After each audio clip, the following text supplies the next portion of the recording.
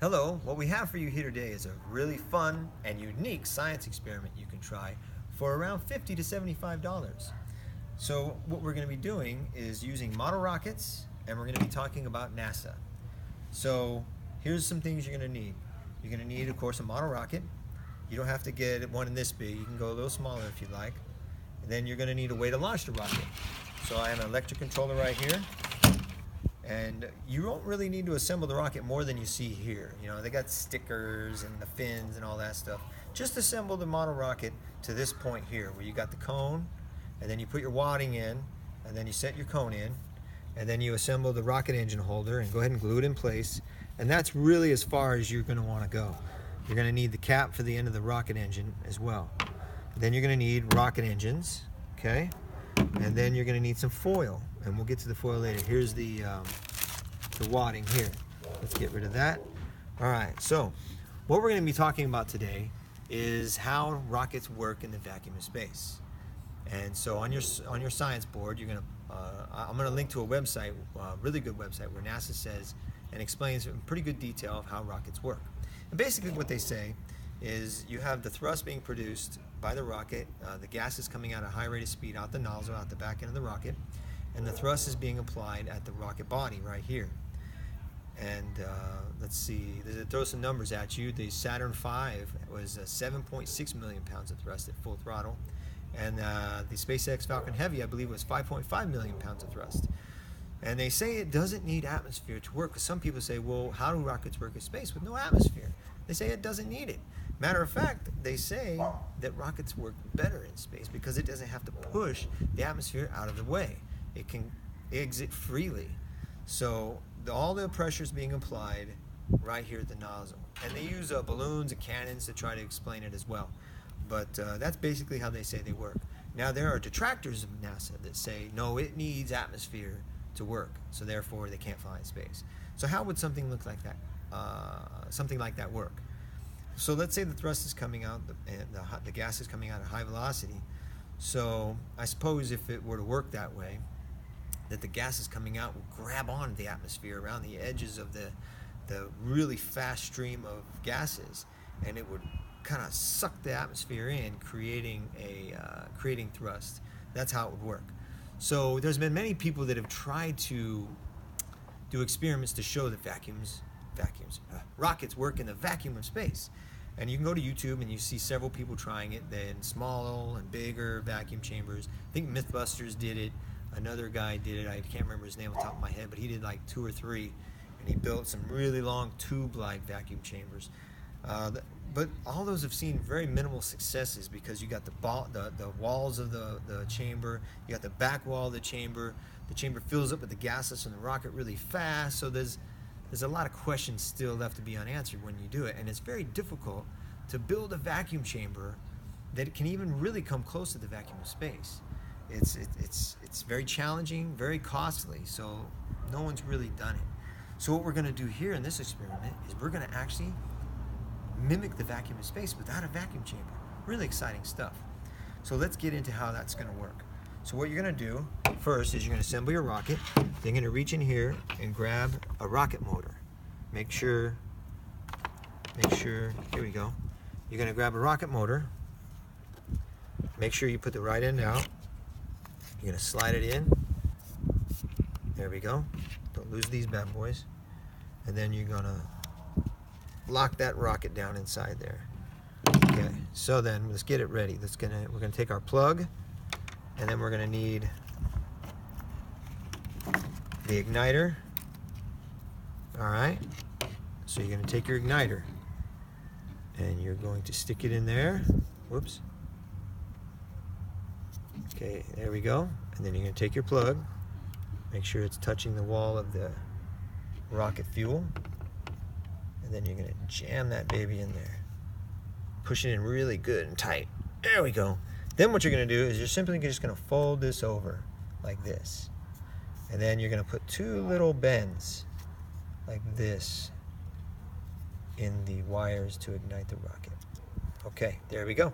Now we're going to set that right there. Go ahead and back up. Now, I said we're going to need some foil. So this is one way I accomplished the foil. Is aluminum foil is very thin. So what I did was I glued it to the back of some thick construction paper. That's one method of doing it, and it would work for what we're about to do. But I can show you another way. For a little extra money, you can buy a roll of this thick aluminum foil. Be careful, it's really sharp when you cut it on the edges, okay? But this roll was $12 on eBay, okay? Back up. And what you're gonna do is you're basically just gonna cut a piece off and you're going to fashion a cone like this.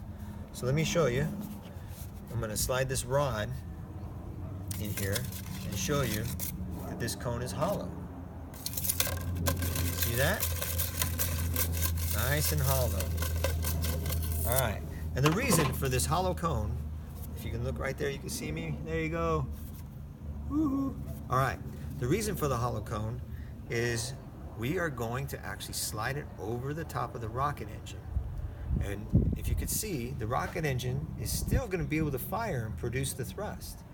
But what we're doing by inserting this cone, sliding it over right to about there, over the rocket nozzle, is we're going to rob the atmosphere from its ability to rush in to meet that jetting stream coming out, those hot gases coming out at that high rate of speed. This is going to stop the atmosphere from rushing in to meet that jet stream, that thrusting, that gases from this rocket. And by doing that, it's going to mimic space because there's no atmosphere in space. So by this being on there, it's going to stop the the atmosphere from rushing in to meet that thrust. And the rocket should still move because now you've stopped the gases from rushing in to slow the rocket down. So all I'm going to do is insert this on here and tape it in place, and then we're going to light this baby off and watch it rip out of my hands. Okay, so go ahead and back up. Here we go. We're going to get a piece of tape just to secure the nozzle in place. We're going to stick it on here, fold this paper down so it can slide over the edge of it. Here we go. Don't catch it catching an edge there. Hold on, this is a little trickier than it looks.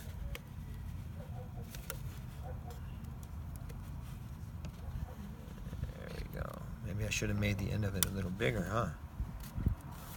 There we go, got it. Let's make sure it didn't come out. Okay, it didn't come out. It's a little crooked, but that's okay. So now what we're gonna do, okay, back up here. I'm gonna make sure, is it centered? It's centered. I want it to be centered. I'm gonna tape this cone in place, just like that. So now, the rocket is centered in the center of the cone, so it's not stopping the thrust from exiting the rocket engine, okay? Now what we're going to do, instead of me holding, because very dangerous, I'm going to set this, I cut some notches on the end of a box right here so as to cradle this rocket. And it's just an empty box, I got the wadding in there. So you cut 2 little circle notches right there, and you can set that rocket down just like that, okay? So now what we're going to do is we're going to hook up, we're going to hook these nozzles up, or nozzles, these electrodes up. There we go. Tiny little things. There we go. All right, it's hooked up. And this is my igniter. It's got a little safety switch here. Now, let me show you one more time. There's your rocket nozzle. Still able to exit the cone and produce the thrust. And remember, the thrust is going to be at this point right here. All this is doing is preventing the atmosphere from rushing in to meet the thrust, okay? So let's set it down. Okay, back up and get me a full shot. There we go. Now I'm just going to cradle it on this box right here. Set the wires to the side. There we go. And then I'm going to ignite the rocket. Very exciting. Here we go. 3, 2, 1.